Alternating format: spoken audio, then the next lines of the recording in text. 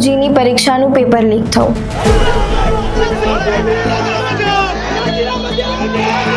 TET ટાટની પરીક્ષાનું paper leak થયું.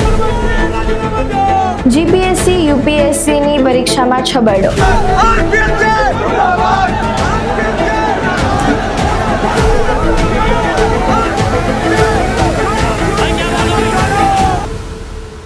કે શિક્ષણ એ સિંહણનું દૂધ છે, પીસે એ ત્રાડ નાખશે. એ એજ્યુકેશન સિસ્ટમમાં કેવા મુદ્દાઓ છે? વાસ્તવિક રીતે શિક્ષણનું જે વેપારીકરણ થઈ ગયું છે ને, એ સૌથી મોટી 1700 એવી શાળાઓ છે જે ફક્ત એક શિક્ષકથી ચાલે છે. પાયાગત સુવિધાઓ જ નથી તો તમે કઈ રીતે શિક્ષણ આપી શકવાના? આજે બાળક છે ને શિક્ષણથી વંચિત રહે છે. પેપર લીક કેમ થાય છે અને જે પેપર લીક થાય છે એનાથી સ્ટુડન્ટને સૌથી મોટો ગેરફાયદો શું છે? અત્યાર સુધીમાં 34 પેપર લીક થયા છે. 2014 થી 2024 સુધીમાં. હવે પેપર લીક શા માટે થઈ જાય છે? એમની મોજ વિદ્યાર્થીઓ માટે અત્યારે સજા બની રહી છે ને. ભાવનગરમાંથી ઘણા બધા વિદ્યાર્થીઓ ડમી તરીકે બેસવાના છે. એ વખતે થયું કે આપણે મહેનત કરીએ છીએ અને કોઈ બીજા ડમી સ્ટુડન્ટ્સ બેસાડી દે છે. એ લોકો અમને મળવા માટે આવેલા હતા. હું સ્વીકારું છું કે અમે મહિલા છીએ. કહેવામાં આવ્યું કે તમે આમાંથી પૈસા લઈ લ્યો અને આ મામલો જે છે રફે દફે કરી નાખો. જે સ્ટુડન્ટ યુનિયન છે કે અત્યારે બધે ચાલી જ રહ્યા છે, એ સાચે વિદ્યાર્થીઓની મદદ કરે છે ખરા? અત્યારે તો નથી કરતા. તમે પણ વિદ્યાર્થી રહી ચૂક્યા છો અને હું પણ વિદ્યાર્થી રહી ચૂકી છું. આપણને સૌને ખબર છે કે એક પરીક્ષા આપવા માટે એક વિદ્યાર્થી તેનો કેટલો સમય ફાળવતો હોય છે. પોતાનું સર્વસ્વ નાની મોટી એક્ઝામ હોય કે પછી મોટી કોમ્પિટિટિવ એક્ઝામ હોય તેના માટે આપી દેતો હોય છે, પરંતુ છેલ્લે તેના સાથે થાય છે શું? આનો જવાબ આપવા માટે અમારી સાથે યુવા નેતા અને સ્ટુડન્ટ એક્ટિવિસ્ટ એવા યુવરાજ જાડેજા ઉપસ્થિત છે કે જેઓએ આ સમગ્ર બાબતને નજીકથી સમજી છે અને ઊંડાણપૂર્વક તેને સ્ટડી કરી છે.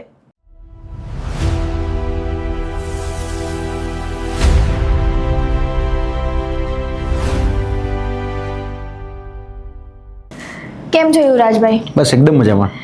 હવે આજે તમે 6 સ્ટુડન્ટ એક્ટિવિસ્ટ, આપણે એ રીતે જ વાત કરવી છે અને સ્ટુડન્ટના માટે સ્ટુડન્ટ કઈ રીતે આગળ વધી શકે છે ને એમને કેટલી પ્રોબ્લેમ્સ આવી રહી છે એ વિશે જ આપણે આજે વાત કરવી છે. ચોક્કસ નીતિબેન. બરાબર. તો હવે એઝ અ સ્ટુડન્ટ એક્ટિવિસ્ટ તમે અત્યાર સુધી કેટલા કાર્યો કર્યા છે સ્ટુડન્ટ્સ માટે? ખાસ કરીને જોવા જાવ તો સૌપ્રથમ જ્યારે વિદ્યાર્થીઓ માટે લડવાનું થયું ત્યારે બિન સચિવાલયનું આંદોલન હતું 2019માં. ત્યારથી અમે સતત લડતા આવીએ છીએ વિદ્યાર્થીઓના પ્રશ્ન લઈને. અલગ અલગ જગ્યાએ ભરતીની અંદર એટલે કે સ્પર્ધાત્મક પરીક્ષાની જે ભરતીઓ છે એમાં કૌભાંડો, ભ્રષ્ટાચારો, ગેરરીતિઓ, ગોબાચારીઓ, ક્યાંક રહી જતા લૂફોલ્સ ને અમે શુદ્ધિકરણનું કામ કર્યું છે. સિસ્ટમની સામે લડીએ છીએ. સિસ્ટમની અંદર જે પણ ખામીઓ છે, ત્રુટીઓ છે, એના શુદ્ધિકરણ માટે સતત લડતા આવ્યા છીએ. લગભગ અત્યાર સુધીની 35 થી 37 એવી મુવમેન્ટ રહી છે કે જે વિદ્યાર્થીઓના ભવિષ્ય સાથે સંકળાયેલી હતી અને અમે એને લીધી હોય અને એમાંથી એનું પરિણામ આપ્યું હોય એવી ઘણી બધી મેટરો અમે અત્યાર સુધી લીધેલી છે. એટલે વિદ્યાર્થીઓના મુદ્દા સાથે, ખાસ કરીને શિક્ષણના મુદ્દા સાથે એમાં સૌથી વધારે કામ કરેલું છે અને શિક્ષણના મુદ્દે કામ કરવું વ્યક્તિગત રીતે ખૂબ ગમે છે. તમે સ્ટુડન્ટ એક્ટિવિસ્ટ તરીકે અત્યાર સુધી કામ કરતા આવ્યા છો, ત્યારે તમને શું લાગે છે કે આપણી જે ગુજરાતની છે, ભારતની છે, એ એજ્યુકેશન સિસ્ટમમાં કેવા મુદ્દાઓ છે અને મુદ્દાઓથી જે વિદ્યાર્થીઓ છે એમને કેટલી પ્રોબ્લેમ્સ ફેસ કરવી પડી રહી છે અત્યારે? ઘણા બધા મુદ્દાઓ એવા છે બેન કે જે દંભી મુદ્દાઓ છે, જે દેખાડવાના અલગ છે અને ખરેખર વાસ્તવિકતાની અલગ છે. એ મુદ્દાઓને ધ્યાનમાં રાખીએ ને તો સૌપ્રથમ આપણી જે એજ્યુકેશન સિસ્ટમ જે છે એ એજ્યુકેશન સિસ્ટમની અંદર વર્તમાનમાં જે સ્કૂલિંગ લાઈફ, ત્યારબાદ કોલેજ લાઈફ અને કોલેજ લાઈફ બાદ તો કે ભાઈ નોકરી મેળવવા માટેની એક અલગ વ્યવસ્થા, લાઈક દેટ કોમ્પિટિટિવ એક્ઝામ, તો એ બધી જ જગ્યાએ ક્યાંક ને ક્યાંક ઘણી બધી જગ્યાએ વાસ્તવિક રીતે શિક્ષણનું જે વેપારીકરણ થઈ ગયું છે ને એ સૌથી મોટું અત્યારે દૂષણ છે અને આ ઉદય છે. અને આ શિક્ષણનું ખાનગીકરણ અને વેપારીકરણ એ સૌથી વધારે દૂષણ એટલા માટે કારણ કે વ્યક્તિ ભણવા જાય છે તો એને મોટાભાગે તે તમે જુઓ તો બધી જ જગ્યાએ પ્રાઇવેટીકરણ એટલે કે ખાનગીકરણ છે દિવસે ને દિવસે વેગ પકડતું જાય છે. તો શાળાઓ કોની? સંસ્થાઓ કોની? તો કે શાળાઓ નેતાઓની, સંસ્થાઓ તો કે નેતાઓની મંજૂરીથી જ એ શાળાઓને પરવાનગી મળતી હોય છે. તો તેને કારણે આખો એનો જે મર્મ જે હોય, એનો જે સાર હોય એ સાર આખો બદલાઈ જાય, એનો ઉદ્દેશ્ય આખો ચેન્જ થઈ જાય છે. આજે વેપાર કરવાની નીતિ સાથે એ લોકો કહી શકાય કે સંસ્થાઓની સ્થાપના કરી છે. એટલે શિક્ષણની અંદર આજે જે પણ શાળાઓ ચાલે છે પ્રાઇવેટમાં તમે જોઈ શકો છો એ બધી જ જગ્યાએ ક્યાંક ને ક્યાંક શોષણ થતું જોવા મળશે. સરકારી શિક્ષકો છે તો એની સામે પ્રાઇવેટ શિક્ષકોનો પગાર ઓછો હોય છે. સરકારી શિક્ષકો છે તમને જોજો ઘણી બધી જગ્યાએ તમને સારું ભણાવતા હશે પણ તો એની પાસે વિદ્યાર્થીઓ નહીં હોય. કેમ? કારણ કે સરકારી શિક્ષણમાં જોવા જઈએ તો તમે પ્રાઇવેટ જે છે એ 12 થી 15 હજાર પગાર આપતો હોય. અત્યારે સરકારી શિક્ષકને 26 થી 30 હજાર પગાર મળતો હોય છે, પછી દિવસે દિવસે પગાર વધતો પણ હોય છે. તો આજે પેલા તો શોષણ થાય છે, જે ભણાવે છે એનું શોષણ થાય છે અને જે ભણે છે એનું શોષણ થાય છે, બંને જગ્યાએ શોષણ થઈ જાય. તો બદલાવ પેલા પાયાગત માળખાગત જે પ્રાથમિક જે સુવિધાઓ છે ત્યાં આપણે ખરેખર કામ કરવાની મને જરૂર લાગે છે. જે આપણું પ્રાથમિક શિક્ષણ જેને આપણે કહીએ છીએ, પ્રાથમિક શિક્ષણની અંદર જ અત્યારે વર્તમાનમાં 1700 એવી શાળાઓ છે જે ફક્ત એક શિક્ષકથી ચાલે છે. પ્રાથમિક શાળાઓ જે 1700 એવી છે ગુજરાતની, જે એક શિક્ષકથી ચાલે છે. માળખાગત સુવિધાઓ જેને આપણે યુરિનલ માટે જવું હોય કે શૌચાલય માટે જવું હોય તો એ પ્રાથમિક બેઝિક નીડ જે છે એ બેઝિક નીડ પૂરી નથી થતી. તો ત્યાં પણ કમી છે. આપણા ઘણા અંતરિયાળ વિસ્તારો છે કે જ્યાં શાળાની હાલત જે છે ખૂબ જર્જરિત છે. પાયાગત સુવિધાઓ જ નથી તો તમે કઈ રીતે શિક્ષણ આપી શકવાના? એટલે ત્યાં એવું નથી કે ખાનગી શાળા અવેલેબલ છે, ખાનગી શાળા ત્યાં પણ અવેલેબલ નથી. આજે બાળક છે ને શિક્ષણથી વંચિત રહે છે અને શિક્ષણ ન મળવાને કારણે એ બીજા ત્રીજા રસ્તા ઉપર જતો રહે છે. અમારે બેન એવું કહેવાય કે બાબા સાહેબ આંબેડકર પણ એવું કહેતા કે શિક્ષણ એ સિંહણનું દૂધ છે, પીસે એ ત્રાડ નાખશે. ખરેખર પણ આપણે પીવડાવીએ તો ત્રાડ નાખશે ને, આપણે ત્યાં સુધી શિક્ષણનું દૂધ પહોંચાડતા જ નથી. એટલે ઘણી વખત એ પ્રશ્ન થતો હોય છે કે આ શિક્ષણ રૂપી દૂધ જો બાળક પીવે તો એ ખરેખર ત્રાડ નાખે, પણ શિક્ષણ રૂપી દૂધ આપણે પીવડાવતા નથી. અને અત્યારે વર્તમાન પરિસ્થિતિની અંદર ઘણા બધા ચેલેન્જીસ રહેલા છે. તમે જેમ કીધું કે શિક્ષણ રૂપી દૂધ પીવડાવતા જ નથી બાળકોને, પરંતુ સરકાર દ્વારા સીમ શાળાઓની શરૂઆત કરવામાં આવી, પરંતુ અત્યારે એવી શાળાઓ છે કે જે સ્ટુડન્ટ્સ ના હોવાના કારણે અથવા તો શિક્ષકની ઘટ હોવાના કારણે એને મર્જ કરી દેવામાં આવી, જેના કારણે જે તે વિસ્તારના જે વિદ્યાર્થીઓ જે છે કે જે સીમ શાળામાં જતા હતા હવે એમને દૂર પડે છે. બેન, સીમ શાળા જેવો જે કન્સેપ્ટ છે આશ્રમ શાળાઓનો, ત્યારબાદ બીજા જે અન્ય અલગ અલગ કન્સેપ્ટથી સરકાર પ્રોજેક્ટ અલગ અલગ લાવે છે. પણ આમાં થાય છે શું ખબર છે બેન? પ્રોજેક્ટ છે ને, પ્રોજેક્ટ પાછળ હજારો કરોડોનો ખર્ચો થઈ જાય છે. કારણ જે અધિકારીઓ છે એ અધિકારીઓ પોતાનું કર્તવ્ય નિભાવતા નથી, ફરજ નિભાવતા નથી અને એમાં મોટાભાગે કરપ્શન થઈ જાય છે. ઘણી બધી જગ્યાએ તમે જોયું હશે કે મધ્યાહન ભોજન રૂપી આપણે બાળક જે કુપોષિત છે, કુપોષિતમાંથી પણ આગળ લાવવા માટે આપણે કુપોષણ મુક્ત ગુજરાત કરવું છે, કુપોષણ મુક્ત ભારત કરવું છે. તો એના માટે જે ખરેખર પ્રાવધાનો છે, યોજનાઓ છે, એ યોજના છેવાડાના વ્યક્તિ સુધી પહોંચતી જ નથી. જે દૂધ હમણાં તમે ચક્રવાત ન્યૂઝના માધ્યમથી મેં ન્યૂઝ એવા વિડીયો જોયેલા છે કે જે દૂધ આપવામાં આવે છે એ ખરેખર દૂધ બગડેલું હોય છે ને આપવામાં આવે છે. બીજી બધી જગ્યાએ આપણે ખરેખર એના માટેના ટર્મ્સ લખેલા છે એ ટર્મ્સમાં આપણે ભોજન આપતા જ નથી.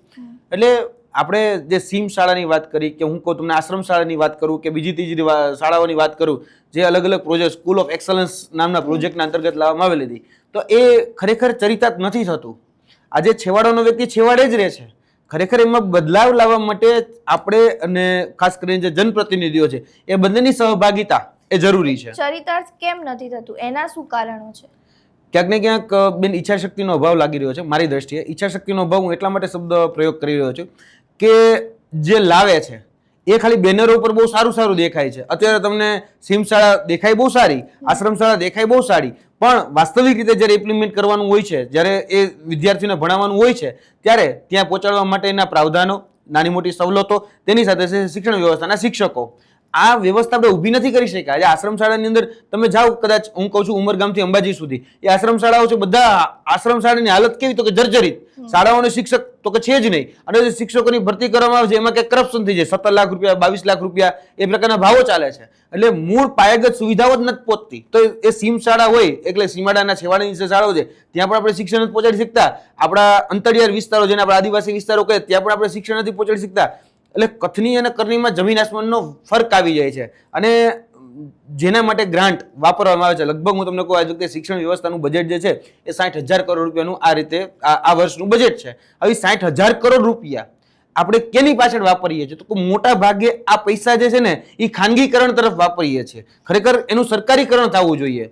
મોટા ભાગે બેન અત્યારે મેં જોવા જાઉં તો જેટલી પણ યોજના હોય એનું સરકારીકરણ થાય ને એ બહુ હતું. આપણે પણ સરકારી શાળા બંધ કરતા રહીએ છીએ અને પ્રાઇવેટ શાળા દિવસે ને દિવસે ખુલતી રહે છે. તકલીફ ત્યાં વધી જાય છે. તમે જુઓ તો આજે વિસ્તારોમાં અલગ અલગ જગ્યાએ સરકારી શાળા છે ને બાજુમાં ત્યાં પ્રાઇવેટ શાળા નાખી દેવામાં આવશે. પછી એવું કહેવામાં આવશે કે ભાઈ અલગ અલગ જ્ઞાન સાધના જેવી યોજનાઓ છે, તો એ યોજનામાં એવું કહેવાનું જો તમે તમારું બાળકને પ્રાઇવેટ શાળામાં ભણાવો ને તમે 15,000 શિષ્યવૃત્તિ આપીશું, તમે સરકારી શાળામાં ભણાવો ને તમે 5,000 શિષ્યવૃત્તિ આપીશું. હવે તમે કઈ શિષ્યવૃત્તિ લ્યો કે ભાઈ અહીંયા મને 20,000 રૂપિયા શિષ્યવૃત્તિ આપે, તો એ 20,000 શિષ્યવૃત્તિ વાળા દોડશે કે ભાઈ હાલો અત્યારે એ શિષ્યવૃત્તિ માટે હું દોડી જાઉં અને એ મારા બાળક અહીંયા ભણાવું. પણ 3 વર્ષ પછી જયારે સરકારી શાળા બંધ થઈ જશે ત્યારે આ 20,000 રૂપિયા શિષ્યવૃત્તિ બંધ થઈ જશે. એટલે આ ખૂબ જ એક કહેવાય ને કે એક નેક્સસ છે અને આ નેક્સસની અંદર બધા પોતપોતાનો રોલ પોતપોતાની કહી શકાય કે ઈચ્છા શક્તિ પ્રમાણે વર્તતા હોય છે. કોઈ લાભ, કોઈ લોભ, કોઈ પ્રલોભનના આધારે કરતું હોય છે. પણ જેને ખરેખર વાસ્તવિક શિક્ષણ મળવાનું જરૂર છે એ લોકો તો છેવાડે છે. આજ દિન સુધી મેં લોકોને શિક્ષણ મળ્યું. અને આપણે જ્યારે વાત કરી રહ્યા છીએ એ આઝાદીના 78 વર્ષ પછી વાત કરી રહ્યા છીએ. હજી સ્થિતિ ત્યાં છે. ત્યાં છે. કારણ કે જે વિદ્યાર્થીઓ છે કે જે 5મા સુધી, 6ઠ્ઠા સુધી, 8મા સુધી, જ્યાં સુધી એમને ગવર્મેન્ટ સ્કૂલમાં એમને મળી રહેશે કે અમે લોકો અહીંયા છીએ, પછી પ્રાઇવેટમાં જ્યારે જવાનું આવે છે ને ત્યારે એ લોકો સ્કૂલ છોડી દે છે. સાચું. અને અમુક વિદ્યાર્થીનીઓ બી એવી છે કે જે 10મા પછી ભણતી જ નથી. ત્યારે મારે એ જાણવું છે કે એમાં સૌથી મૂળમાં શું રહેલું છે, કે શું પ્રાઇવેટીકરણ થઈ જાય છે એટલા માટે છોડી દે છે કે પછી કોઈ બીજા પ્રોબ્લેમ્સના કારણે આ વસ્તુ થાય છે? ઘણી બધી જગ્યાએ ઘણા બધા પ્રશ્નો, ઘણા બધા સ્થાનિક ચેલેન્જીસો એ રહેતા હોય છે. મેં જોયેલું છે ત્યાં સુધી કોઈ જગ્યાએ અંધશ્રદ્ધા પણ જવાબદાર છે, કોઈ જગ્યાએ રૂઢિચુસ્ત માનસિકતા પણ જવાબદાર છે, કોઈ જગ્યાએ એ વિસ્તારની પરિસ્થિતિ પણ જવાબદાર છે. છેવાડાના સુધી જે વિસ્તારો છે તે કિલોમીટર સુધી પાણી લેવા માટેની લાઈનો લાગતી હોય, હવે ત્યાં શિક્ષણ તો કઈ રીતે આપવું? એટલે આ બધી જ પરિસ્થિતિઓ છે ને, એ પરિસ્થિતિઓ જવાબદાર છે. મેં તમને વાત કરી દે કે સતત પ્રાઇવેટીકરણ થતું એ પણ એક જવાબદાર એક કારણ છે. બધાનું કારણમાંનું એક કારણ એ પણ છે. પણ જોવા જઈએ ને તો ખરેખર હું એવું માનું છું કે આપણા બાળકોને શિક્ષણ નથી મળતું ને, તો એને કારણે ઘણી બધી જે કુરિવાજો છે અથવા તો કદાચ જે દૂષણો છે એ દૂષણોના દિવસે દિવસે હવે વ્યાપ વધતો જાય છે. ગુજરાત છે, ન કહેવું જોઈએ પણ છતાં પણ કહું છું કે દિવસે ને દિવસે દારૂનું, ડ્રગ્સનું દિવસે ને દિવસે પ્રમાણ વધતું જાય છે. આજે એ દૂષણો તરફ કેમ લોકો જતા જાય છે?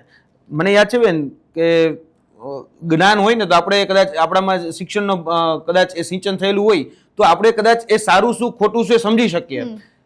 2017 બેન કૌન બનેગા કરોડપતિની ટેગલાઈન હતી કે સિર્ફ જ્ઞાની આપકો આપકા હક દિલા સકતા હૈ. તક તો કે બધા માટે છે, ઓપોર્ચ્યુનિટી બધા માટે છે, પણ જો તમે તમારો હક સિદ્ધ કરવા માંગતા હોય ને તો જરૂર છે જ્ઞાનની. અને જ્ઞાન આવે ક્યાંથી? તો કે શિક્ષણ રૂપીમાંથી. એટલે શિક્ષણ મેળવીએ એમાંથી અલગ અલગ જ્ઞાનની પુસ્તકો વાંચીએ અને આપણે ખરેખર સાચું શું, સારું શું એ બધું જ એમાં મૂલવી શકીએ. તો પણ આપણે એ અત્યાર સુધી પહોંચાડી જ નથી શીખ્યા. આપણે ક્યાંક ને ક્યાંક ભીડ તંત્ર જે છે એના ક્યાંક ને ક્યાંક હિસ્સેદાર બની ગયા છીએ. આજે કોઈ નેતાઓની રેલી હોય તો તમને લાખો કરોડોની ભીડ છે તમને જોવા મળશે, હજારોની ભીડ તમને જોવા મળશે. હું આ માધ્યમથી એટલે કે ચક્રવાત ન્યૂઝના માધ્યમથી એ પણ બહુ વાત સ્પષ્ટતા સાથે કહી દઉં કે જે દિવસે રેલી તરફ જતી ભીડ એ શિક્ષણ તરફ વળી જશે ને તે દિવસે, અથવા તો કહી શકાય કે પુસ્તકાલય તરફ વળી જશે ને તે દિવસે એ સમાજ, એ વિસ્તારનો વિકાસ થઈ જશે. એ જરૂરી છે કારણ કે એ તરફ વળવું આપણે વળવા જ નથી દેતા. આપણે ભીડ તંત્રની અંદર, ઘેટા તંત્ર છે ને એ ઘેટા તંત્રની અંદર આપણે આપણા બાળકને મૂકી રહ્યા છીએ. આજે કોઈ નેતાઓની બહુ મોટી મોટી રેલી થતી હોય તો ભીડ તંત્ર અહીંયા તમને જોવા મળશે. આજે હું તમને શિક્ષણની વાત કરીશ તો કદાચ આમાં વ્યૂ પણ નહીં આવે. અને એ વ્યૂ ન આવવાનું કારણ તો કે આપણે એને અવેરનેસ જ નથી કર્યા કે તારામાં જરૂરી સૌથી વધારે શિક્ષણ છે. શિક્ષણ હશે તો સારું શું, ખોટું શું, સાચું શું એ બધું જ એનું મૂલ્યાંકન એ વ્યક્તિ કરી શકે. પણ આપણે હવે સ્વમૂલ્યાંકન કદાચ એ વ્યક્તિ કરી જ નથી શકતો, કારણ કે સ્વમૂલ્યાંકન એ મૂલ્યાંકન કરવા માટે એની પાસે બધી જ પ્રકારના દ્રષ્ટિકોણ હોવા જરૂરી છે. દ્રષ્ટિકોણ જ નથી, એ શિક્ષણ રૂપી દ્રષ્ટિકોણ આવે કે ભાઈ ઇતિહાસ શું કહેતો હતો, ભૂગોળ શું કહેતું હતું, બંધારણ શું કહેતું હતું, આ બધા જ દ્રષ્ટિકોણ હોવા જરૂરી છે કે અર્થશાસ્ત્રની દ્રષ્ટિએ કે કોઈ પણ દ્રષ્ટિએ. પણ આપણે એનું મૂલ્ય આપણે આપી જ નથી શીખ્યા. એટલે તકલીફ ત્યાં છે ને કે આપણે શિક્ષણ જ જે પાયાની મૂળભૂત સુવિધા છે, આપણે આર્ટિકલ 21 ની અંદર વાતો કરીએ, RTE એટલે કે રાઇટ ટુ એજ્યુકેશન. પણ right to education no doubt વાત સારી છે, પણ તમે પહોંચવા માટેના જે પણ પ્રાવધાનો છે, પ્રાવધાનોની યોગ્ય રીતે સવલત પૂરી પાડો ને. આજે સવલતો પૂરી પાડો ને, બંધારણ ઉપર બહુ સારું છે. બંધારણની દ્રષ્ટિએ હું તમને ખરેખર દઉં કે શિક્ષણને આગળ લાવવા માટે અને વ્યક્તિને આગળ લાવવા માટે કે નાગરિકને આગળ લાવવા માટેના ખરેખર એટલી બધી સારી જોગવાઈઓ અંદર કરવામાં આવી છે જેની કોઈ સીમા નથી. પણ એ જોગવાઈનું અમલીકરણ ક્યાં તકલીફ ત્યાં છે. અને અમલીકરણ કરાવનાર વ્યક્તિ જે વિધાનસભાની અંદર બેસે છે, સંસદની અંદર બેસે છે, એ અમલીકરણ કરાવી નથી શકતા. કા અધિકારીઓ કા એ જનનેતાઓ એ અમલીકરણ કરવામાં કાચા પડ્યા છે. આ થઈ પ્રાથમિક શિક્ષણની વાત. હવે 11-12 આવે છે. 11-12 પછી કોમ્પિટિટિવ એક્ઝામ આવે છે, નીટ છે, JEE છે, ગુજકેટ છે, ઘણી બધી એક્ઝામ્સ આવે છે. હવે એ એક્ઝામ્સના પેપર લીક થઈ જાય છે, વિદ્યાર્થીઓને ફરીથી પેપર આપવા પડે છે, અને એ દરમિયાન જ્યારે એ એક્ઝામ આપે છે પછી રદ થાય છે અને જ્યારે બીજી આપે છે એનો વચ્ચેનો ગાળો જે વિદ્યાર્થીઓને એકદમ ડિફિકલ્ટ ગાળો છે, એમાં યા તો કોઈ મૃત્યુ પામે છે, પોતાનું જીવન ટૂંકાવી દે છે, ડિપ્રેશનમાં આવી જાય છે, પેપર લીક કેમ થાય છે અને જે પેપર લીક થાય છે એનાથી સ્ટુડન્ટને સૌથી મોટો ગેરફાયદો શું છે? બેન, કાઠિયાવાડમાં કહેવત છે, કૂવામાં હોય ને તો વેડામાં આવે. પાયો જ નબળો હોય જે વ્યક્તિનો, એની પર ગમે એવડી મોટી ઇમારત ચડો, શું ફરક પડવાનો? એ ક્યારેક કરોડભૂસ થવાની જ છે, આ હકીકત છે. તકલીફ જ ત્યાં છે. આપણે પ્રાથમિક શિક્ષણ કે 9-12 સુધીનું માધ્યમિક શિક્ષણ જેને આપણે કહીએ છીએ એ જ યોગ્ય રીતે નથી આપી શક્યા, તો પછી થવાનું શું છે? જે વ્યક્તિ સિસ્ટમની અંદર ભ્રષ્ટાચારથી આવે છે એ ભ્રષ્ટાચારને જ વેગ આપે. તમે આંબો વાવો તો કેરી જ આવે, આ હકીકત છે. તમે બાજરો વાવો તો બાજરી જ આવે, આ હકીકત છે. જેવું વાવો ને એવું ઉગે. આપણે શું વાવીએ છીએ ને બહુ મહત્વની વસ્તુ થઈ જાય છે. તમે કીધું કે ભાઈ નીટ, JEE, આ બધી જ જે સ્પર્ધાત્મક પરીક્ષાઓ છે જેના માધ્યમથી અલગ અલગ ફિલ્ડ ચૂઝ કરાશે, મેડિકલ ફિલ્ડ છે કે અલગ અલગ ફિલ્ડો છે ચૂઝ કરી શકાય. કોમ્પિટિટિવ એક્ઝામના માધ્યમથી જીપીએસસી જેવી પરીક્ષા છે, યુપીએસસી જેવી પરીક્ષા છે, આઈએસ છે, આઈપીએસ છે, કલેક્ટર છે, ટેટાટ એટલે કે શિક્ષકોની ભરતી છે, આ બધી જ ફિલ્ડ અલગ અલગ ચૂઝ કરતા હોઈએ છીએ. પણ આ ફિલ્ડ ચૂઝ જ્યારે કરતા હોઈએ છીએ ત્યારે મૂળ પાયામાં તમે જે વાત કરી કે પેપર લીક, હવે પેપર લીક શા માટે થઈ જાય છે? દરેક વખતે આ ગુજરાતની અંદર અત્યાર સુધીમાં 34 પેપર લીક થયા છે. 2014 થી 2024 સુધીમાં 2014 તો કે જીપીએસસી નું પેપર ફૂટ્યું, 2015 ટેટનું પેપર ફૂટ્યું, 2016 ટાટનું પેપર ફૂટ્યું, 2017 જે ગ્રામ પંચાયત તલાટીના 5 તલાટીના પેપર હતા એ ફૂટ્યા, 2018 એલઆરડી એટલે કે લોકરક્ષક દળનું પેપર ફૂટ્યું, 2018 મુખ્ય સેવિકાનું પેપર ફૂટ્યું, 2019 બિન સચિવાલયનું પેપર ફૂટ્યું, 2020 જુનિયર ક્લાર્કના MGVCL, PGVCL, UGVCL, DGVCL ના પેપરો ફૂટ્યા, 2021 હેડ ક્લાર્કનું પેપર ફૂટ્યું, 2022 ગ્રામ પંચાયત તલાટી જુનિયર ક્લાર્કની જે પરીક્ષાઓ હતી એ પેપરો ફૂટ્યા. એ રીતે હું ગણાવવા બેસું ને તમને તો આપણે જે વિસ્તારમાં બેઠા છીએ અમદાવાદની ગુજરાત યુનિવર્સિટી GTU થી લઈ, HNGU થી લઈ, સૌરાષ્ટ્રથી લઈ, આમ નર્મદ યુનિવર્સિટી થી લઈ અને કચ્છ યુનિવર્સિટીના અત્યાર સુધીમાં 22 પેપર ફૂટ્યા. 22 એટલે 22 સ્પર્ધાત્મક પરીક્ષાના ટોટલ હું તમને વ્યક્તિગત રીતે ગણાવી શકું જેની ઉપર અમે લડાઈઓ લડી છે એવા બેન અત્યાર સુધીમાં 34 પેપર ફૂટ્યા છે આ ગુજરાતની અંદર.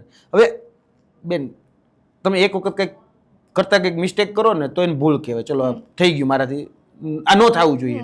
બીજી વખત તો કે ભાઈ મારે ધ્યાન રાખવું જોઈતું પણ ધ્યાન ન રખાણું, કદાચ એ રિપીટ થયું તો પછી વારંવાર જો રિપીટ થાય તો એને ભૂલ ન કહેવાય ને ટેવ કહેવાય. આ ટેવ પડી ગઈ છે. પેપર લીકના માધ્યમથી પોતાના લોકોને મળતિયાને ક્યાંક ને ક્યાંક સેટ કરવાનું કાવતરું ઓલરેડી રચાઈ ગયું છે. અને આ તો પેપર એ હતા કે જે તમને ખબર છે ને તમે એના માટે લડાઈઓ લડી છે, એના પછી તો એના સિવાય પણ કેટલાય ફૂટ્યા હશે. અગણિત પેપરો બેન અત્યારે ઘણા બધા લોકો સિસ્ટમ સેટ થઈ ગયા છે. લાઈક ધેટ હું તમને કહું તો 189 નંબરની જે જાહેરાત હતી સબ ઓડિટરની તે ATDO ની જાહેરાત એટલે કે એડિશનલ ટ્રાઇબલ ડેવલપમેન્ટ ઓફિસર, બરાબર છે, આદિજાતિ વિકાસ અધિકારી, એ પછી ઓડિટર ક્લાસ 3 ની સુપર ક્લાસ 3 ની પોસ્ટ હતી એમાં પણ આ જ ઘટનાઓ બની અને એમાં આ પેપરો ફૂટ્યા અને એ લોકો સેટ થઈ ગયા છે. અત્યારે કોઈ વ્યક્તિ કશું જ કઈ કરી નથી શકતા.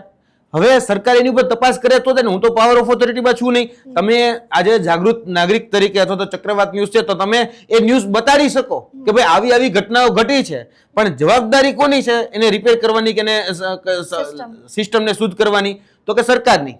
તો સરકારની જવાબદારી છે. સરકાર કાચી ઉતરે છે. સરકારે ખરેખર જે કરવું જોઈએ, જે અત્યાર સુધી મેં તમને કીધું કે પેપર એક વખત લીક થાય તો સમજાણું, બીજી વખત લીક થાય તો હલો અહીં છે ભૂલ થઈ ગઈ, પણ વારંવાર લીક થાય તો આ લીક થવાની સમસ્યા બેન 2014 થી હું તો જ્યારે સ્પર્ધા હું સ્પર્ધાત્મક પરીક્ષા ત્યારની વાત કરું, એવું નથી 2001 ની, 2001 થયા છે, પણ મને તો 2014 થી ધ્યાનમાં છે. ભૂતકાળમાં ઘણું બધું થયું છે.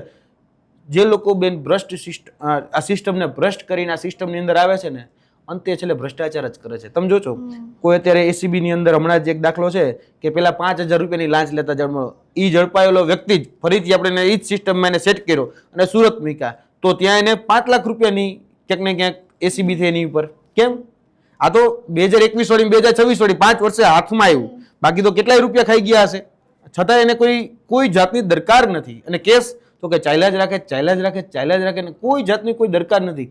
એટલે સિસ્ટમની અંદર ઘણા બધા બેન લૂફોલ્સ રહેલા છે. સિસ્ટમને સુધારવાની જરૂર છે અને શૈક્ષણિક સિસ્ટમ જે છે એમાં બધી જ સિસ્ટમ આવી ગઈ. પ્રાથમિક હોય, માધ્યમિક હોય, ઉચ્ચ પ્રાથમિક હોય કે પછી કોમ્પિટિટિવ એક્ઝામ હોય.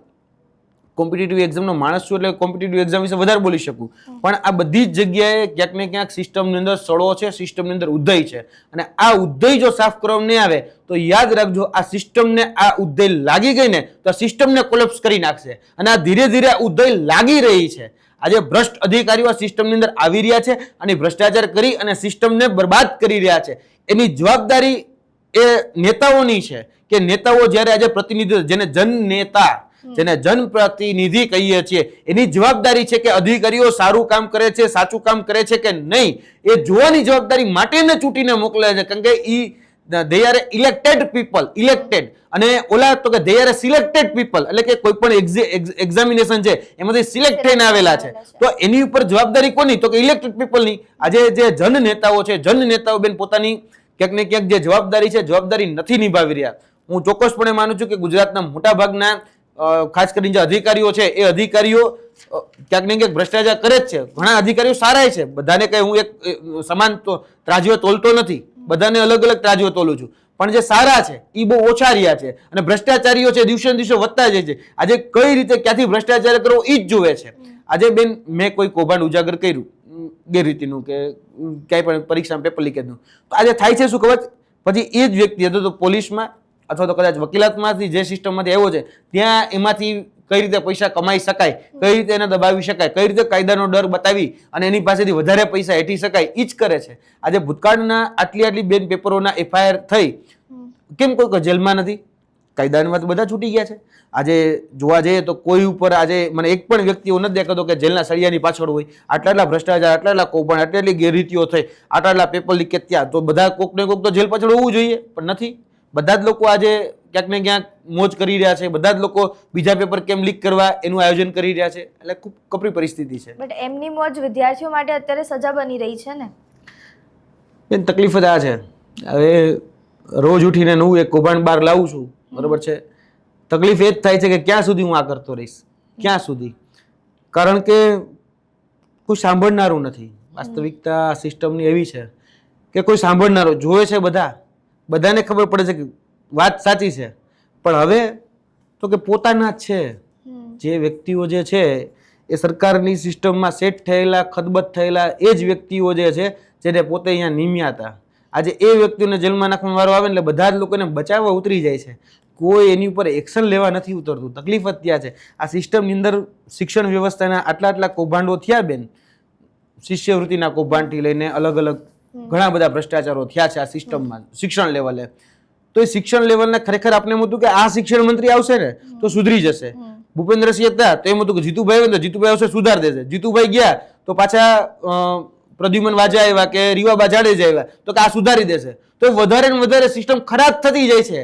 શિક્ષણ મંત્રી બદલે એટલે કેમ નથી વાત થતી કે પંગત બદલી ગઈ એટલે એનો ભાઈ જેટલો ખાવાનો વારો હતો પૂરો થઈ ગયો, બીજી પંગત બેસી ગઈ. હવે એ વિચાર છે આમાંથી હું કેટલું મેળવી લઉં. આ જ ચાલે છે. તકલીફ ત્યાં છે. કોઈ સિસ્ટમને સૂટ કરવા માટે તો કોઈ નથી આવતું. કોઈને એમ નથી થતું કે ના હવે હું આ પદ ઉપર છું તો હું એવું કામ કરીને બતાવું કે આમાંથી કશક કંઈક નવ સર્જન થાય. પણ નવ સર્જન માટે કોઈ નથી આવતું. જૂનું જે છે એ પૂરું નથી કરતા. એમાંથી નહીં ક્યાંક કઈ રીતે આપણા ખીચા ભરી શકાય, કેમ આપણો સ્વાર્થ એ સાધી શકાય, એના માટે જ લોકો આવે છે. આ સિસ્ટમની અંદર જ્યાં સુધી કોઈ સારો વ્યક્તિ નહીં આવે ત્યાં સુધી મને એવું નથી લાગતું કદાચ સારો વ્યક્તિ આવશે તો શું એને કામ કરવા દેશે ખરી આ સિસ્ટમ? કારણ કે સિસ્ટમ એટલી બધી ભ્રષ્ટ થઈ ગઈ છે. અધિકારીઓથી લઈને તંત્ર, જેને આપણે લોકતંત્ર, કારણ કે લોકો અને વચ્ચેનું જે તંત્ર છે એ બહુ સમજવા જેવું છે. લોકતંત્ર જે છે ને એ હવે ધીરે ધીરે ક્યાંક ને ક્યાંક ડિસ્ટર્બ થઈ રહ્યું છે. જી, નીટની પરીક્ષા જ્યારે એનું પેપર લીક થયું પછી ઘણા બધા કોમ્પિટિટિવ એક્ઝામના પેપર લીક થયા છે, તમે આપણે વાત કરી. પણ જે વિદ્યાર્થીઓ છે એમને તમે મળ્યા હશો, એમનું શું કહેવું છે, એ શું માને છે, અને પ્લસ એમના જે માનસિક રીતે એમને કેટલું પ્રોબ્લેમ થઈ છે? વિદ્યાર્થીઓ છે ને એના ભવિષ્ય સાથે જ્યારે ચેડા થતા હોય ને, કોઈ પણ વિદ્યાર્થી, આજે નીટનો વિદ્યાર્થી છે તો એની વાત કરું, નીટના વિદ્યાર્થીઓનું પેપર જ્યારે લીક થાય એ વ્યક્તિ ખૂબ આમ કહેવાય ને કુણી માનસિકતામાંથી આવતો હોય છે. હજી એની પરિપક્વતા એટલી બધી થઈ હોતી નથી. એટલે આજે નાસીપાસ થઈ જાય કે આવું કઈ જગ્યાએ આવી ગયો, શું થઈ ગયું. એમ પપ્પાને વાત કરે, મમ્મીને વાત કરે કે ભાઈ હું આ તૈયારી કરતો હતો ને અચાનક એનું પેપર લીક થઈ ગયું.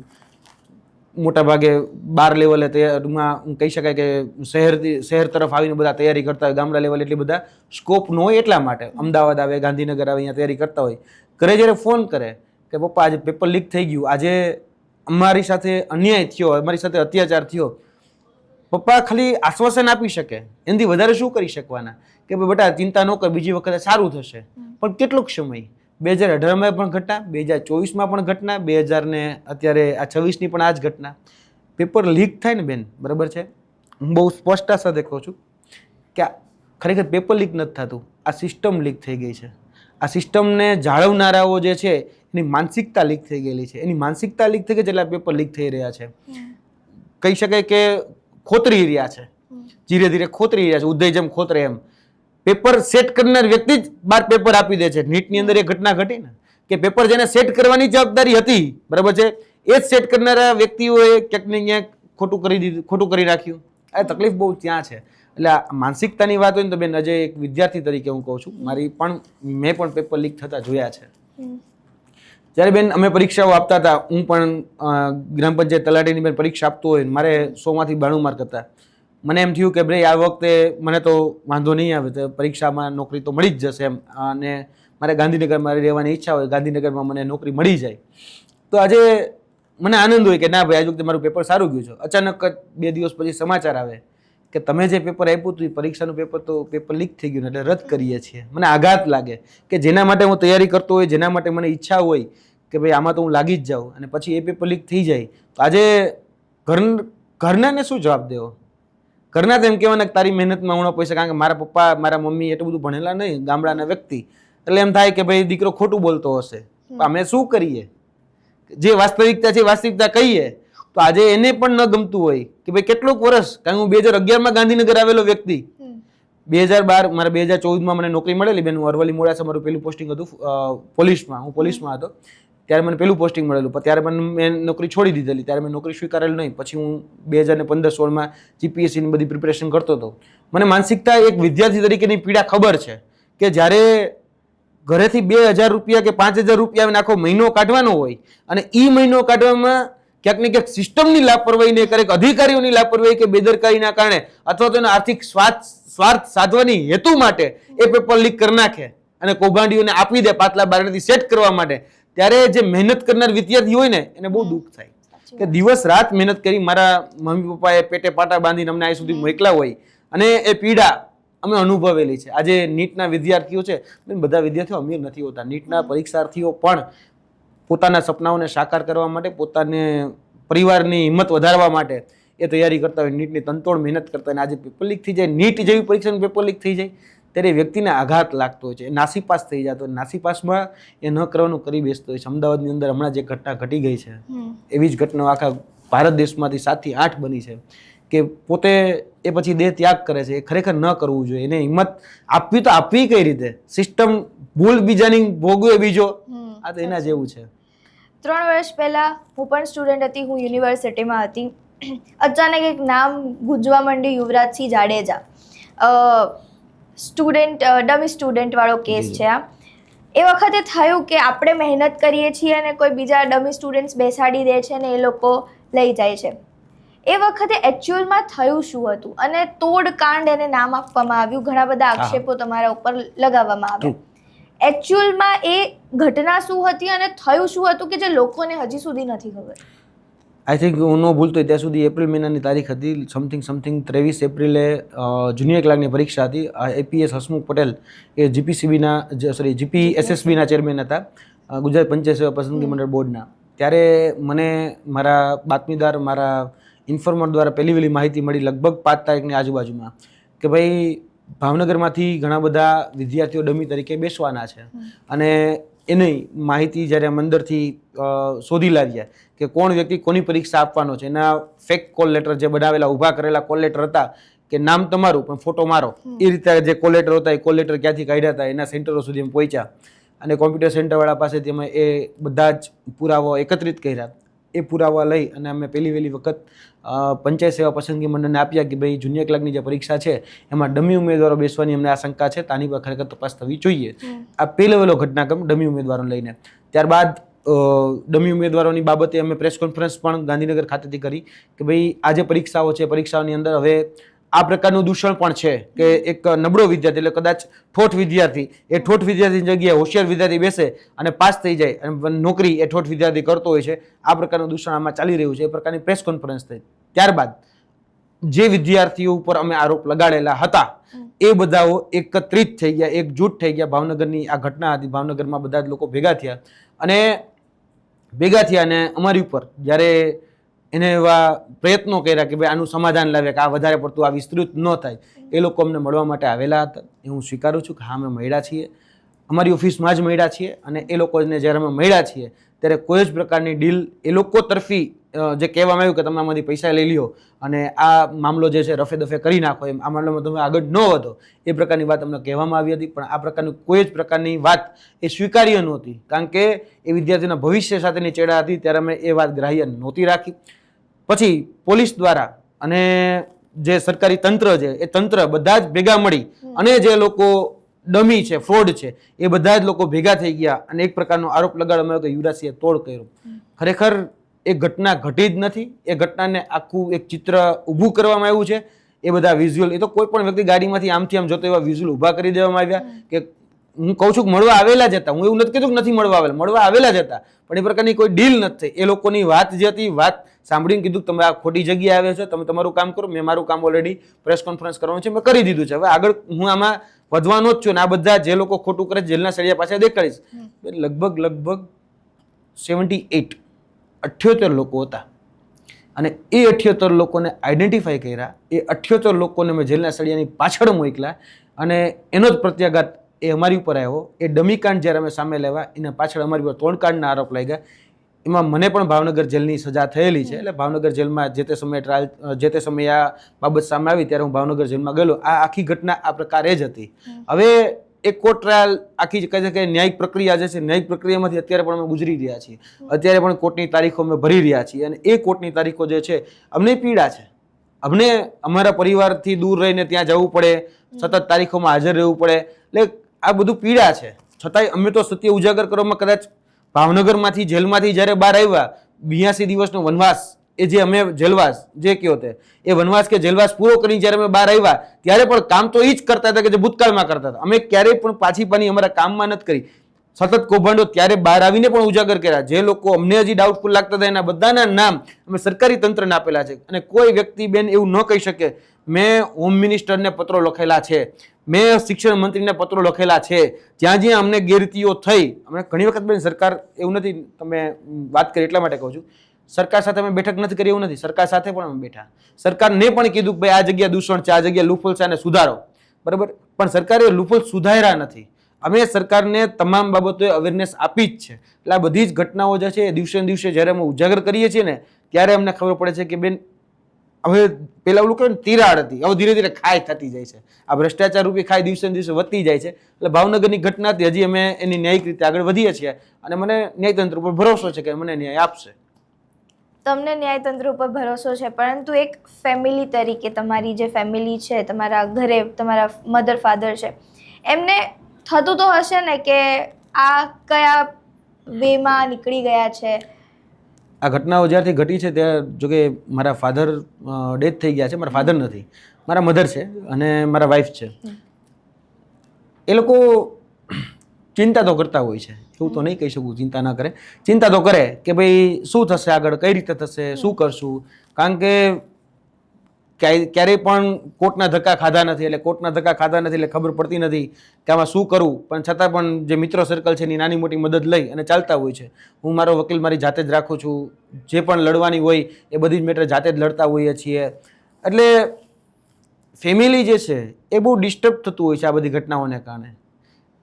જો કદાચ સરકાર મારી વાત સાંભળતી હોય, સમજતી હોય તો એક વિનંતી કે ભાઈ તમે જે કરો તે, કદાચ તમારો વ્યક્તિગત, કદાચ તમને મને દુશ્મન સમજતા હોય તો, પણ હું તમારો દુશ્મન તો છું જ ને. હું સિસ્ટમનો દુશ્મન છું. સિસ્ટમની અંદર રહેલા લૂપહોલ્સની સામે લડું છું. સિસ્ટમની અંદર ઘણા બધા છીંડાઓ છે, છીંડા પૂરવાનો પ્રયત્ન કરું છું. છતાંય જો તમને એવું લાગતું હોય કે અમે સરકારની સામે છીએ તો તમે એક કામ કરો, વ્યક્તિગત રીતે ટાર્ગેટ કરો. મહેરબાની કરીને ફેમિલીને ટાર્ગેટ કરવાનું છે ને રહેવા દો. ફેમિલીને ટાર્ગેટ ન કરો. તમે જ્યાં પણ કહેશો, જે પણ પરિસ્થિતિમાં કહેશો, બધા જ મોરચા ઉપર મળી લડવાની તૈયારી છે. એવું ન સમજતા કે લડવાની, અમે ભાગતા પણ નથી. પણ હા, તમે વ્યક્તિગત રીતે આવો સામે, અમને મંજૂર છે.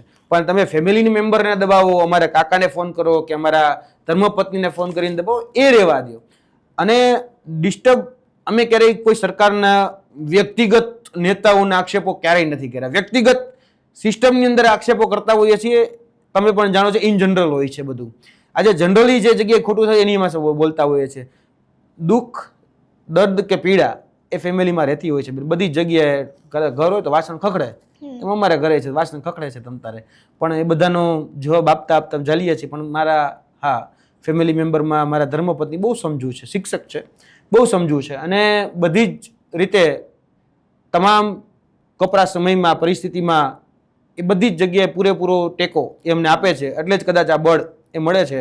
અને બે બાક રીતે એક સિંહની જેમ ડણક દેતા હોય એમ બોલીએ છીએ. કદાચ એની પાછળ એક શક્તિ સ્વરૂપા જે છે એ શક્તિ સ્વરૂપાની પોતાની શક્તિ રહેલી છે, અને શક્તિ અમને પાવર આપે છે, અને એના કારણે કદાચ આ લડાઈ એ લડીએ છીએ. તમે સ્ટુડન્ટ એક્ટિવિસ્ટ છો, તમારા સાથે ઘણા બધા સ્ટુડન્ટ્સ જોડાયેલા હશે. હવે યુનિવર્સિટીમાં એક ટ્રેન્ડ ચાલ્યો છે ને ક્રેઝ બી છે એવો કે ગમે તે સ્ટુડન્ટ યુનિયન છે, એબીવીપી હોય કે પછી એનએસયુ હોય કે બીજા હોય, એના સાથે જોડાવાનું, મતલબ કોલેજથી જ રાજકારણ ચાલુ. હવે શું એ સાચે જે સ્ટુડન્ટ યુનિયન છે વિદ્યાર્થીઓની મદદ કરે છે કે પછી ખાલી પોતાનો એક દેખાડવો છે, એક રોબ દેખાડવો છે કે હા અમે કંઈક છીએ? ખૂબ સરસ વાત કરી તમે. અત્યારે વર્તમાન પરિસ્થિતિએ જે રીલ કલ્ચર આવ્યું છે ને એ બહુ ખતરનાક છે. ખરેખર જે લોકો હા મોજ હા રાણો રાણા રીતે લડી જ લેવાનું હોય, મૂકવાનું જ ન હોય, આજે રીલ કલ્ચરની જે કોમેન્ટો જોઈને જે પ્રભાવિત થઈ જાય છે એ રિયલ કલ્ચરને ક્યારેય ફેસ નથી કરી શકતા. ખરેખર રીલ કલ્ચરમાંથી બહાર આવી રિયલ કલ્ચરને તમે ફેસ કરો. ખરેખર હું એવું માનું છું બહુ સભાન ભાષામાં કે જે યુનિવર્સિટીએ જે રાજનીતિ થવી જોઈએ એ ખરેખર થવી જ જોઈએ, 100% થવી જોઈએ, એમાં ના જ નથી. કારણ કે જ્યાંથી જ પાયો નખાતો ત્યાંથી બીજ નખાતા હોય છે. જે વર્તમાન પોલિટિક્સમાં મોટા મોટા નીતિન ગડકરીથી લઈને XYZ મોટા નેતાઓ થઈ ગયા એ નાના નાના યુનિયનમાંથી જ બહાર આવેલા છે. એબીવીપીથી લઈને બીજા બધા જે યુનિયનો એમાંથી જ બહાર આવેલા છે. જે કદાચ પાયો જેને રાજનીતિનો કહેવાય એ આ બધી જ જગ્યાએ નાના નાના આ રીતના મોરચાઓ માંડવા સરકાર અથવા તો તંત્રની સામે તે હોવા જ જોઈએ. રાજનીતિ અને યુવાન એ બેમાં જોવા જઈએ તો અત્યારે ઘણો બધો ક્યાંક ને ક્યાંક મતમતાંતર હોઈ શકે છે મારી વાતમાં પણ ઘણી બધી જગ્યાએ કદાચ કહેવાય ને દંભ એ વધી રહ્યો છે, વિરોધાભાસ વધી રહ્યો છે. એનું કારણ એવું છે કે રાજનીતિને કોઈ યોગ્ય રીતે સમજતું નથી. કદાચ જેને જન નેતા બનવું છે એને સામાન્ય જનતાના કામ કરવા જ પડે. સામાન્ય જનતાના કામ કરી અને તમે જન નેતા બનો તો એમાં કંઈ ખોટું નથી. હું એમાં બહુ સ્પષ્ટપણે માનું છું અને ગુજરાતના યુવાનને પણ હું આ માધ્યમથી અપીલ કરું છું કે રાજનીતિ એ ખરેખર કીચડ નથી. જો તમે કીચડ માનતા હોય તો પહેલું દાયિત્વ એઝ અ નાગરિક તરીકે બંધારણમાં આપેલા આર્ટિકલ 5 થી 11 ની વચ્ચે જે આપણું નાગરિક તત્વ જે છે એમાં લખેલું છે કે જો તમે ભારત દેશના નાગરિક હોવ તોની વાત કરું છું કે તમારે રાજનીતિમાં આવીને કચરો સાફ કરવો પડે. જો તમને ખરેખર રાજનીતિ કીચડ લાગતી હોય કે કચરો લાગતી હોય તો, કારણ કે તમારી પહેલી જવાબદારી છે કે રાજનીતિમાં આવો અને રાજનીતિને જો કીચડ લાગે છે તો તમે સાફ કરો. બીજી વાત કે જે લોકો એવું કહે છે કે રાજનીતિ તો ભાઈ આઘાત સારા, તો એ લોકો ખરેખર રાજનીતિને ઓળખતા નથી એટલા માટે એવું કહે છે. જે લોકો ઓળખે છે એ તો એની પર રાજ કરવા જ માંગે છે. કારણ કે આજે જે પણ નીતિઓ બને છે જેને આપણે નીતિ વિષયક નિર્ણય કહીએ છીએ અથવા તો બંધારણની દ્રષ્ટિએ રાજ્ય નીતિના માર્ગદર્શક સિદ્ધાંતો કહીએ છીએ, એ રાજ્ય નીતિના માર્ગદર્શક સિદ્ધાંતો શું કહે છે કે આપણું રાજ્યને આપણે કલ્યાણકારી રાજ્ય કઈ રીતે બનાવી શકીએ, આપણી યોજનાઓ જે છેવાડાના વ્યક્તિ સુધી કઈ રીતે પહોંચાડી શકીએ, એના માટે આખા બંધારણની અંદર એ વ્યવસ્થા ઊભી કરવામાં આવી છે. અને બંધારણમાં એ જે વ્યવસ્થા છે ને એમાં જનપ્રતિનિધિ છે. તો તમે જનપ્રતિનિધિ બનો, સરપંચ બનો, તાલુકા પંચાયત, જિલ્લા પંચાયત કે વિધાનસભા કે સંસદ સભા જ્યાંના પણ બનો, તમારે અલ્ટિમેટલી જનતાના કામ કરવા માટે ત્યાં સુધી પહોંચવાનું છે, નહીં કે મલાઈ ખાવા માટે. તો આ જનતાના કામ માટે જે પણ વ્યક્તિઓ ખરેખર જો રાજનીતિ કરવા માંગતા હોય તો ગુજરાતના યુવાનોને મેસેજ છે કે ખરેખર એને રાજનીતિમાં આવવું જોઈએ, રાજનીતિ કરવી જોઈએ. અને એ રાજનીતિના માધ્યમથી લોકનીતિ શું છે તો કે લોકો માટેનું લોકોનું કામ કરવું. તો લોકોનું કામ એને કરવું જોઈએ. કારણ કે બંધારણની જે આપણે પહેલી જે લાઈન છે તો એ બધા માટે એને ચરિતાર્થ કરવાનું સૌથી સારામાં સારો મોકો એ રાજનીતિ આપે છે કે લોકોનું લોકો માટે લોકો વડે ચાલતું શાસન. તો આવું જોઈએ, રાજનીતિ કરવી જોઈએ. પણ મેં તમને કીધું એમ કે રીલ કલ્ચર ને રિયલ કલ્ચરને થોડુંક ધ્યાનમાં રાખવું. ખાલી રીલ કલ્ચર કે ફોટા પડાવવા માટે રાજનીતિ કરી કે ભાઈ હો કરવો, મુદ્દો કાંઈ જાણતા ન હોય અને કોઈક માઇક ધરે કે શું શા માટે તમે આવેદનપત્ર દેવા આવ્યા તેને મુદ્દો ખબર ન હોય, એ રાજનીતિની ના પાડું છું. હા, મુદ્દાસર રાજનીતિ કરો, કામની રાજનીતિ કરો, કોકને ન્યાય અપાવવાની રાજનીતિ કરો, કોકની પીડા, કોકનું દુઃખ, કોકનું દર્દ, કોકની મુશ્કેલી, કોકની જરૂરિયાત, એ જરૂરિયાતમંદના ખભેથી ખભો મિલાવીને એને ન્યાય અપાવવાની રાજનીતિ કરો. એક ખરેખર હેલ્ધી રાજનીતિ એટલે કે તંદુરસ્ત રાજનીતિની એક સારામાં સારી વ્યાખ્યા છે અને તમારે એ કરવી જ જોઈએ એવું સ્પષ્ટપણે માનું છું. પણ શું આ જે સ્ટુડન્ટ યુનિયન છે કે અત્યારે બધે ચાલી જ રહ્યા છે એ સાચે વિદ્યાર્થીઓની મદદ કરે છે ખરા? અત્યારે તો નથી કરતા. અત્યારે કદાચ પોતાની રાજનીતિ, કદાચ પોતાનો ચહેરો, રાજનીતિ ન કહેવાય પણ પોતાનો ચહેરો ચમકાવવા માટેની જે કરી રહ્યા છે એ કૂટનીતિ છે, રાજનીતિ નથી. અને એ કૂટનીતિને કારણે ક્યાંક ને ક્યાંક ભોગવવાનું પણ આવશે. કારણ કે વ્યક્તિ કેન્દ્રી જ્યારે કોઈ વસ્તુ થઈ જાય ને ત્યારે નુકસાન કરી દે છે. કે કોકને પ્રભાવિત કરી દઉં એ ખરેખર નુકસાનકારક છે. પ્રભાવિત નથી કર્યું, તમે એનું કામ કરી દો, તમે એને નિરાકરણ લાવી દો, તમે એને મુશ્કેલીમાંથી કઈ રીતે સરળતાથી એમાં બહાર લાવી દો, એ મહત્વનું છે. એટલે આ જે છે ને અત્યારનું જે કલ્ચરમાં એ ખરેખર યોગ્ય નથી, એ બહુ સ્પષ્ટ માનું છું. પણ જે અત્યારે કદાચ તમે પણ જાણતો હશો કે યુનિવર્સિટીની અંદર સિન્ડિકેટની જે ચૂંટણીઓ આવતી કે બીજી બધી ચૂંટણી આવતી એ બંધ કરી દીધી સરકારે. મને ખરેખર એનાથી વાંધો છે, બંધ ન થવી જોઈએ. કારણ કે હેલ્ધી રાજનીતિ શરૂઆતમાં પહેલો પાયો એ આ ક્યાંક ને ક્યાંક આ જ પોલિટિક્સ જે છે એ આપતું હોય છે યુનિવર્સિટીનું. હવે તમારા મતે જે શિક્ષણ સિસ્ટમ છે અત્યારની, આપણી જે એજ્યુકેશન સિસ્ટમ છે એમાં કેટલા ચેન્જીસ થવા જોઈએ અને એ ચેન્જીસના કારણે વિદ્યાર્થીઓને શું ફાયદો થશે અને પ્લસ તમે વિદ્યાર્થીઓને શું સલાહ આપશો કે એમને કઈ રીતે સિસ્ટમ સામે એક અડગ રહીને રહેવું જોઈએ? આ સિસ્ટમની અંદર બેન ઘણા બધા છીંડાઓ છે. પહેલાં તો છીંડા પુરાવાની જરૂર છે. બીજું કે આ સિસ્ટમની અંદર જે અત્યારે પ્રાઇવેટીકરણ, ખાસ કરીને ખાનગીકરણ જે થઈ રહ્યું છે એ અટકાવવું પડશે. સતત ખાનગીકરણ છે ને નુકસાનકારક છે. આપણે મોટાભાગની જે સરકારી સંસ્થાઓ છે વેચવા તરફ આગળ વધી રહ્યા છે, સરકારી સંસ્થાઓનું ખાનગીકરણ તરફ આગળ વધી રહ્યા છે. એ ન થવું જોઈએ. ખાસ કરીને શિક્ષણમાં તો ન થવું જોઈએ. શિક્ષણ જે ન્યૂ એજ્યુકેશન પોલિસી જેને આપણે NEP કહીએ છીએ, એ ન્યૂ એજ્યુકેશન પોલિસીને ખરેખર વાસ્તવિક રીતે જો તમે ઇમ્પ્લિમેન્ટ કરી શકતા હોય તો એને કરો. હું એ વાત સાથે સહમત છું, નવી એજ્યુકેશન પોલિસીના સમર્થનમાં છું. પણ નવી એજ્યુકેશન પોલિસી છે એને ઇમ્પ્લિમેન્ટ કરો, તમે એનું અમલીકરણ કરો જેથી કરીને છેવાડાના વ્યક્તિને ફાયદો થાય. હવે છેવાડાના વ્યક્તિને ફાયદો નથી થતો અને આમાં દિવસે ને દિવસે છે ને છેવાડાનો વ્યક્તિ છેવાડે જ રહે છે અને જે અમીર છે એ અમીર ને અમીર વધારે વધારે અમીર બનતો જાય છે. આ શિક્ષણની અંદર રહેલા લૂફોલ છે. સરકારને પણ વિનંતી કરું છું કે હવે તાલુકે જિલ્લે એ લાઇબ્રેરીની સંખ્યા વધારો. તમે લાઇબ્રેરીઓ જે સરકારી લાઇબ્રેરીઓ બંધ ન કરો, તમે સંખ્યાઓ વધારો અને એનું મહત્વ સમજાવવા માટે એ કેમ્પેનિંગ કરો. તમારે કેમ્પેનિંગ કરવું બહુ જરૂરી છે. કારણ કે અત્યારે પણ વર્તમાન સરકાર છે કેમ્પેનિંગ નથી કરતી કે શિક્ષણનું મહત્વ શું. શિક્ષણનું મહત્વ જ્યાં સુધી તમે નહીં સમજાવો તો એ લોકો શિક્ષણ સુધી નહીં વળે. કારણ કે પહેલા તો માતા પિતાને શિક્ષણનું મહત્વ સમજાવવું પડશે. શિક્ષણનું મહત્વ સમજશે તો પોતાના દીકરા કે દીકરીને એ ત્યાં સુધી મોકલશે. તમે આજે દિવસે ને દિવસે જો લાઇબ્રેરીની સંખ્યા વધારશો, મેં તમને કીધું એમ કે આપણે જે ભીડ તંત્રનો ઇસ્યુ બન્યા રાખીએ છીએ. કારણ કે મોટા ભાગે આપણે રીલ કહી શકાય કે જે ભીડ છે એ રેલીઓમાં જોવા મળે છે. એ રેલીઓની અંદર નેતાઓમાં ભીડ ભેગી કરવા માટે બધી જ સરકારી તંત્રનો ઉપયોગ કરવામાં આવે છે. તો એ ખરેખર ઘટાડવામાં આવે. એ સાચું આપણું બાળક છે, આપણું ભવિષ્યની જે મૂડી છે, તો એને ક્યાંક ને ક્યાંક આપણે વધારે મજબૂત બનાવી શકીએ. એના માટે એને શિક્ષણ રૂપી સિંચન, કારણ કે શિક્ષણ એ સિંહણનું દૂધ છે, પીશે એ ત્રાણ નાખશે. તો શિક્ષણ રૂપી દૂધ કઈ રીતે પીવડાવી શકાય એની પર સૌથી વધારે ધ્યાન આપવું જોઈએ. બદલાવ તો બેન ઘણા બધા છે, કદાચ વાત કરવા બેસું તો એક વિડીયો ઓછો પડે. કારણ કે પ્રાથમિક લેવલે, માધ્યમિક લેવલે, સ્કૂલ લેવલે, કોલેજ લેવલે એ બધી જ જગ્યાએ બદલાવની ખૂબ મોટી તાતી જરૂરિયાત છે. છતાં પણ મેં NEPને સ્વીકારી કે હવે આ ન્યૂ એજ્યુકેશન પોલિસી છે એને સ્વીકારી, એને ખરેખર અમલીકરણ કરાવી અને માળખાગત જે ફેરફારો કરવાના છે એ કરો અને ખરેખર એનો એપ્લાય કરી અને જો સુવિધાઓ આપવામાં આવે તો હું માનું છું કે આપણા શિક્ષણથી આ દેશનો અને ગુજરાતનો વિકાસ શક્ય છે. એક મારો છેલ્લો ક્વેશ્ચન કે એઝ અ સ્ટુડન્ટ એક્ટિવિસ્ટ તમને ગુજરાતના અને ભારતના વિદ્યાર્થીઓનું ભવિષ્ય શું લાગી રહ્યું છે આ સિસ્ટમ સાથે? If you are not updated and upgraded then you are outdated.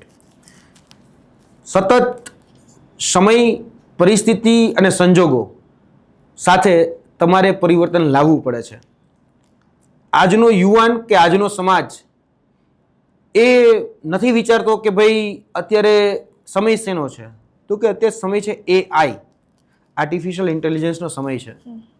આપણે આપણું શું AI ઊભું કરી શકીએ એમ છે. આપણે ખાલી AI નો ઉપયોગ કરીએ છીએ, વહન કરીએ છીએ, એનો ઉપયોગ કરીએ છીએ. પણ હવે સમય કેનો આવવાનો છે, તો કે સમય હવે AI નો આવવાનો છે. તમે જો મોટા મોટા દેશ, મોટા મોટા નેતાઓ બહારના તમે જોઈ લો, રશિયાથી લઈ, અમેરિકાથી લઈ, ચીનથી લઈ, શેની પાછળ ઇન્વેસ્ટ કરી રહ્યા છે? તો કે જે ટેકનોલોજી છે એ ટેકનોક્રેટ્સ જે છે એ ટેકનોલોજીનો મહત્તમ ઉપયોગ એ અત્યારે કરી રહ્યા છે.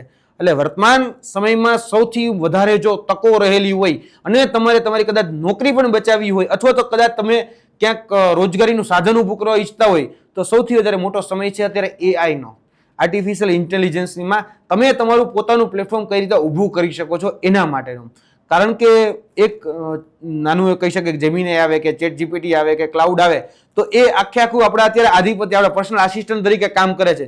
તો તમારે ખરેખર અત્યારે છે ને દરેક કંપનીઓ કે દરેક સરકારી તંત્ર એ વ્યક્તિઓ ઓછા કરવામાં ચાલે છે. તમે મોટા મોટા દેશને જોશો તો એ પોતપોતાનું જગ્યાએ ક્યાંક ને ક્યાંક છટણીઓ કરી રહ્યા છે, પોતાના કર્મચારીઓની છટણી કરી રહ્યા છે. કેમ? કારણ કે હવે બધી જ જગ્યાએ એઆઈ સ્થાન લઈ રહ્યું છે. તો ટેકનિકલિટી તમારે આગળ વધવાની ખૂબ જરૂર છે. એટલે મારું એક સંદેશ એ જ છે કે વર્તમાન સમયની સૌથી મોટી જરૂરિયાત અને આવનારો જે સમય છે એ ટેકનોલોજીનો સમય છે. કારણ કે ટેકનોલોજીના સમયમાં આપણે સતત અપડેટ અને અપગ્રેડ એ થવું જરૂરી છે. આપણે બાબા આદમ વખતનું અત્યારે ચલાવીએ છીએ. અત્યારે પણ હું જીપીએસસીની પરીક્ષા આપતો હોય તો મારે અત્યારે શું આવે છે કે ઇતિહાસ, બાબરે શું કર્યું, અકબરે શું કર્યું, એ ઇતિહાસ ભણવામાં આવે છે. ભૂગોળ, બરાબર છે. આ જે વિષયો છે એમાં થોડુંક અપડેશન લાવવાની જરૂર છે. હું એવું નથી કહેતો કે જરૂર નથી, હશે જરૂરી. કદાચ ભૂતકાળમાંથી જીવીને કે સમજીને અથવા તો એનો કદાચ આશરો લઈને આપણે કદાચ ભવિષ્યમાં વિતાવવા માંગતા હશી. પણ એ ખાસ ધ્યાન રાખવાનું છે કે હવે સમય શેનો છે? તો કે ટેકનોલોજીનો સમય છે. અત્યારે દેશ ક્યાં પહોંચી ગયો છે? જે મોટા નેતાઓ જે છે એ અત્યારે ચીનની મુલાકાત લે છે કે અન્ય દેશોની જ્યારે મુલાકાત લે છે તો વાત શું કરે છે? એ એઆઈની વાત કરે છે, આગળ ટેકનોલોજીની વાત કરે છે. તો મારી દ્રષ્ટિએ વર્તમાનના યુવાનોએ આ સમજવાની જરૂર છે. સ્કોપ આગળ ઘણા બધા છે, ઘણું બધું અત્યારે દેશ પાછળ છે, ઘણું બધા ગુજરાત પણ પાછળ છે. ગુજરાતમાં સૌથી વધારે આઈટી સેક્ટરમાં, આઈટી ફિલ્ડમાં સ્કોપ વધારે છે. મારી દ્રષ્ટિએ આઈટી સેક્ટર ઉપર સૌથી વધારે, મારે કોઈ સાથે પર્સનલ લગાવ નથી, પણ મને હા એટલી ખબર છે કે હવે જે સમય આવવાનો છે ને એ નો ડાઉટ એ આઈટીનો આવવાનો છે, એટલે કે ટેકનોલોજીનો આવવાનો છે. તો ટેકનોલોજીની પર આપણે કઈ રીતે એનો ઉપયોગ કરાવી શકીએ છીએ એ સૌથી વધારે ધ્યાન આપવાની જરૂર છે.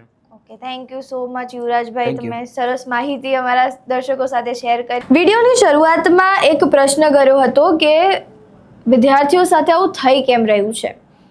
એનો જવાબ મને તો મળી ગયો છે યુવરાજભાઈ સાથેની કન્વર્ઝેશનમાં. આઈ હોપ તમને પણ મળી ગયો હશે.